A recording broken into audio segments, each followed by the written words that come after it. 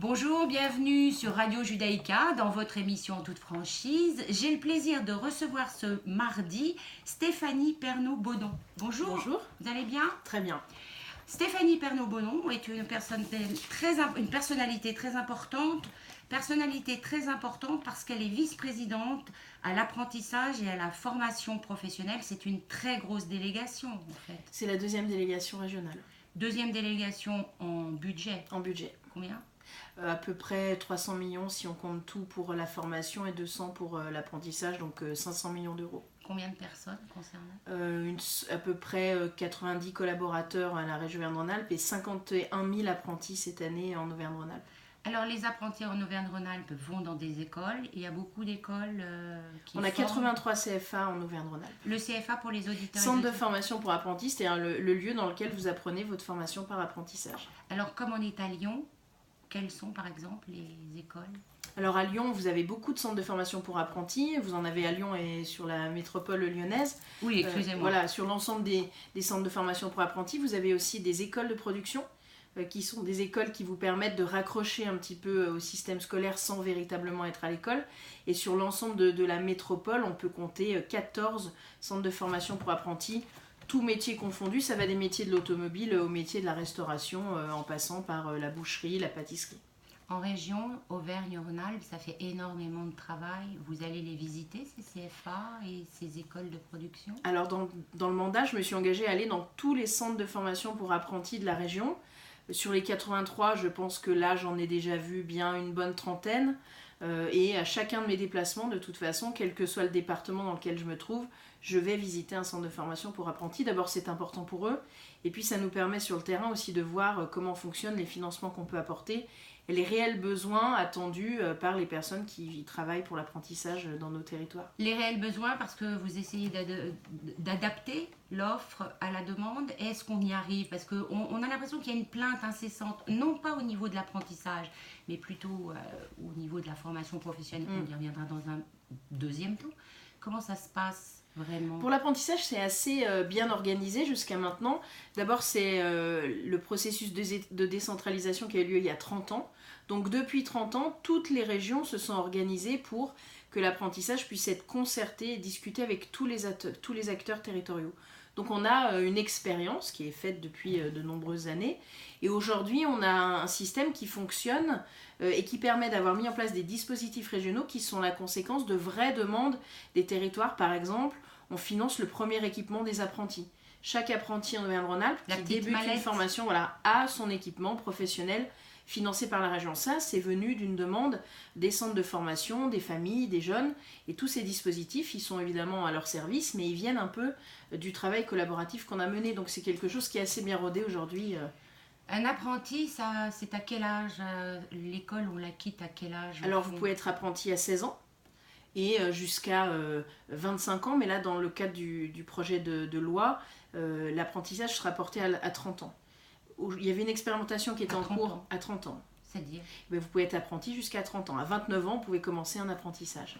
Ah d'accord, donc c'est très nouveau ça, expliquez-nous. C'est une nouvelle loi, donc la loi sur la formation professionnelle. Voilà, la loi sur la liberté de son choix professionnel. Dans cette loi, une disposition permet l'apprentissage jusqu'à l'âge de 30 ans.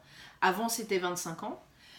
C'est aussi le résultat d'une expérimentation qui a été menée dans plusieurs régions là, depuis l'année dernière. En Rhône-Alpes, non? Non, nous on avait candidaté, mais on est la seule région à ne pas avoir été retenue. Ah bon? Non, c'est dommage. Et ça permet de répondre à plusieurs demandes. D'abord, il y a un vrai sujet qui est l'orientation. Et on sait qu'il y a parfois des difficultés d'orientation de jeunes qui ensuite retournent à l'apprentissage, qui sont presque à 25 ans et du coup qui ont une vraie difficulté. Il y a aussi l'émergement des formations d'enseignement supérieur en apprentissage, donc forcément ça décale l'âge auquel vous devez être apprenti. Puis il y a une adaptation de la réalité, c'est qu'aujourd'hui les gens font des études beaucoup plus longues et l'apprentissage c'est pas une voie de garage, hein. C'est une filière d'excellence, donc vos études elles sont aussi plus longues en apprentissage, donc moi je suis très favorable à cette disposition. Stéphanie, excusez-moi, Pernaut-Baudon, décidément aujourd'hui je bafouille. Donc Stéphanie Pernaut-Baudon, qui est vice-présidente donc à l'apprentissage, vous êtes aussi vice-présidente à la formation professionnelle. Alors il y a toujours ce discours récurrent qui dit que la formation professionnelle, ça prend beaucoup d'argent, on y met beaucoup de temps et qu'il y a très peu de résultats. Alors, vous? Alors, ça peut exister si au départ vous ne vous êtes pas fixé des objectifs en matière de résultats. Et ça, c'est un premier choc culturel, j'allais dire, dans ce pays, où on a beaucoup de mal à concevoir la formation en matière de résultats. Et nous, ça ne nous a posé aucun problème quand on a été élu en 2015. Laurent Wauquiez était très clair. Il faut que l'ensemble des financements en formation professionnelle qui sont soutenus par la région Auvergne-Rhône-Alpes soient des financements qui amènent les personnes, quel que soit leur point de départ, à avoir un emploi. On a en Auvergne-Rhône-Alpes des emplois non pourvus. On a des entreprises qui passent leur temps à nous dire qu'elles ne trouvent pas de personnes embauchées. Et en même temps, on avait un système de formation qui ne fournissait pas les bonnes personnes aux bonnes places. Donc on a réorienté les financements de la formation. Et aujourd'hui, toute formation qui est financée par la région en Auvergne-Rhône-Alpes est une formation qui a lieu dans un métier qui embauche. Alors, par exemple, vous avez des exemples à me proposer? Alors, en Auvergne-Rhône-Alpes, on a en ce moment des vrais besoins dans les métiers des transports. On a des besoins dans les métiers de la logistique. On a des besoins dans l'industrie. Tout niveau confondu, hein, ça va du CAP jusqu'au diplôme d'ingénieur. On a des besoins dans les métiers de l'aéronautique. Mais vous allez avec votre petite valise proposer ça à qui? Alors on a la capacité aujourd'hui, parce qu'on travaille aussi en réseau avec les entreprises, avec les chambres consulaires, de proposer des dispositifs de formation pour une entreprise qui fonctionne avec un salarié, comme pour une entreprise qui fonctionne avec 200 ou 300 salariés. Donc aujourd'hui le deal il est assez simple. Soit vous entrez en formation dans le cadre d'un marché, parce que nous, on est obligé de passer par des marchés publics, mais ces marchés ne sont valables que pour des formations pour lesquelles on a un emploi en Auvergne-Rhône-Alpes. Soit on rentre dans un dispositif de contractualisation directe avec l'entreprise. L'entreprise nous dit j'ai besoin d'un salarié dans tel type de poste. Alors par exemple? Par exemple, dans l'industrie, j'ai besoin d'un chaudronnier. Oui. Moi, je vais en embaucher 2 cette année. Eh bien, on met en place un recrutement avec Pôle emploi, avec Cap emploi, avec tous les acteurs de l'emploi, avec aussi les organismes qui s'occupent de l'emploi salarié, puisque nous, on n'a pas compétence, pour avoir en face de nous des personnes qui viennent candidater et pour lesquelles le choix ne se fera pas sur qui est-ce qui paye, puisqu'on est tous là, mais qui est la personne la plus motivée, qui est la personne qui est prête à entrer en formation. Et cette personne, quand elle intègre notre dispositif, elle sait qu'elle aura un emploi à la fin. Stéphanie, est-ce que vous faites...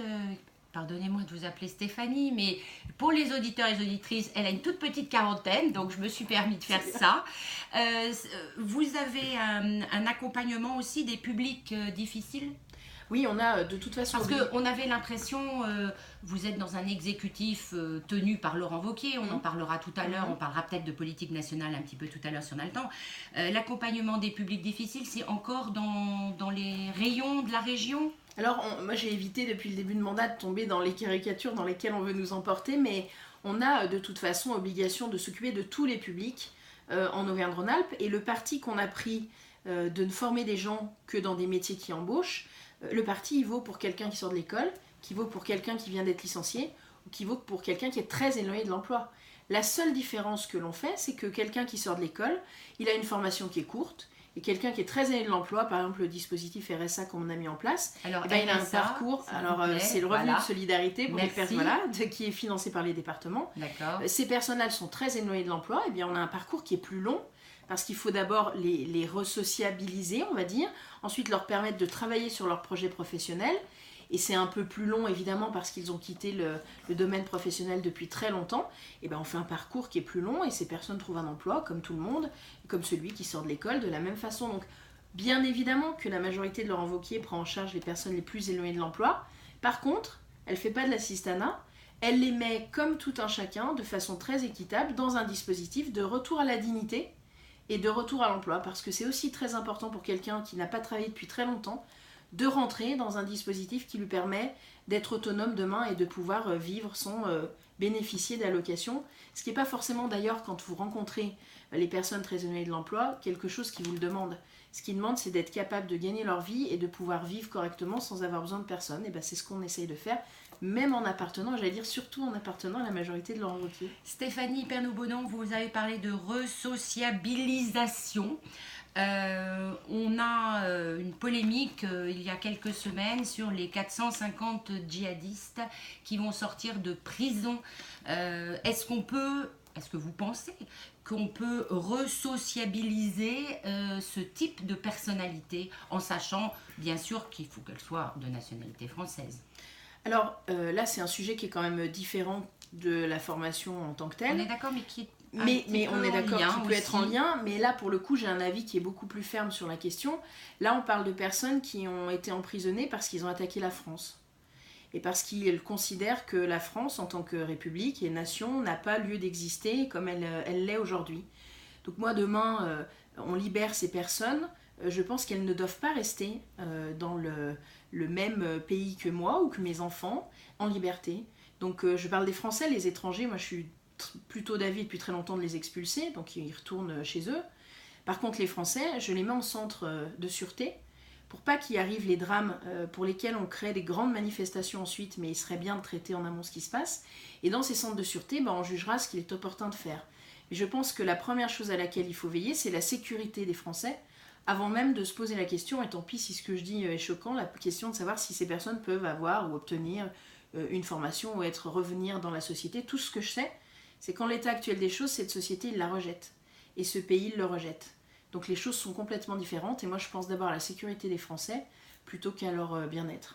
Stéphanie Pernot-Baudon, qui est vice-présidente à la formation professionnelle et à l'apprentissage, je vous posais ce type de questions parce que vous êtes aussi une femme politique. Alors comme vous êtes très dynamique et que vous savez très bien parler de ce que vous aimez, j'ai oublié au fond d'entamer une introduction en parlant un peu de vous. C'est un peu l'objet aussi de cette émission. Vous avez une quarantaine d'années comme je disais, vous avez été députée. Député de l'Ain. Vous avez pris la suite d'une personnalité qui est venue ici à ce micro, qui travaille dans le même exécutif que vous, Étienne Blanc, de Divonne-les-Bains. C'est ça. Voilà.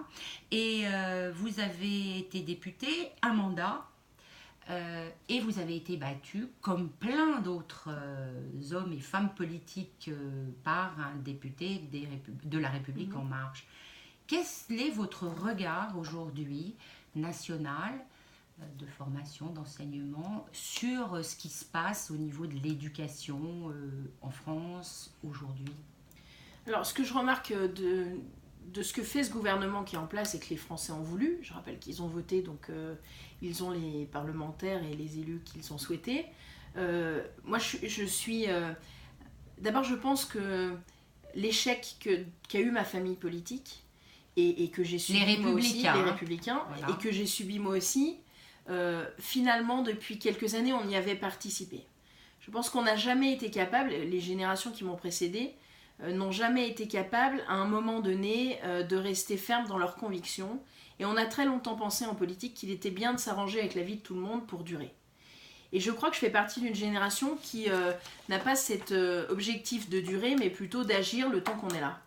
Si vous faites de la politique, il faut que vous sachiez que les gens vous font confiance un temps et puis après, ils feront confiance à quelqu'un d'autre. Il ne faut pas le prendre personnellement, quoi. C'est comme ça. Sinon, vous ne faites pas de politique. Enfin, je ne vous le conseille pas.